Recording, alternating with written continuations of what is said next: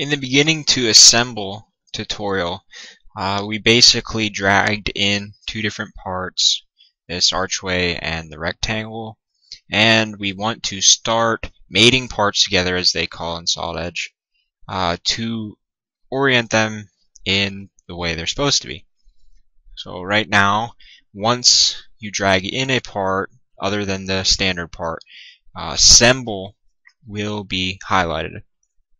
Now we can select different faces of this part and match that up with the other part. So let's say we'd want to mate the back face that we can't really select right now to this face. So the way we select any face in SolidEdge is to wait until hover over the face until this icon pops up, and now we can, as they show in the picture, right click to select a plane other than what's viewed, and there you can see that we can get that plane we want. Now it is looking for me to select a plane of another part to assemble that to, so I'll click this plane. Now the mating we just did was what they call here under this, on this bottom bar, they call it a flash fit. It just picks the most convenient assembly to do.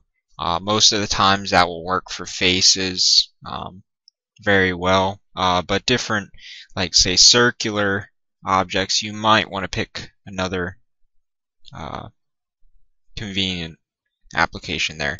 So let's just continue with this and assemble this face to the top face up there. Let's first rotate this coordinate system a little bit to see it a little better. So I want to rotate this basically a little bit. So I'll go back to the assemble feature and click that face, and I want to mate it with that face. So you can see it didn't really do what I wanted there because it flipped it the wrong way. So I'm going to hit Control Z, or you could click the undo button there as well to undo that orientation I just did.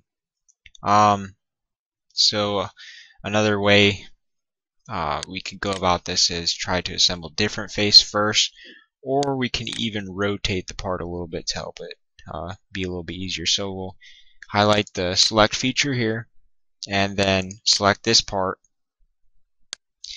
and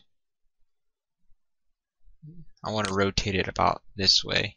So this handle we can drag around to rotate the part about different axes, and if I rotate in this direction, it will still maintain the mating of those two faces. So I want to rotate just a little bit that way so it knows a little more, or it will pick the right application of assembly I want. Now it's in the direction of that, in the correct direction. So now I'll go back to assemble and try to assemble this front face, say. So I'll click it with this front face. So now you see it lined up in that view. So let's rotate a little bit again, just so we can. Now say I want to assemble next this face to this face. We'll click assemble, click on that face, and click on the other one. And we can let's just rotate a little bit. Click on the rotate button. So this is yeah, about right there is like the direction that the problem shows you at in that orientation. Click fit to screen, and then we can continue assembling other parts.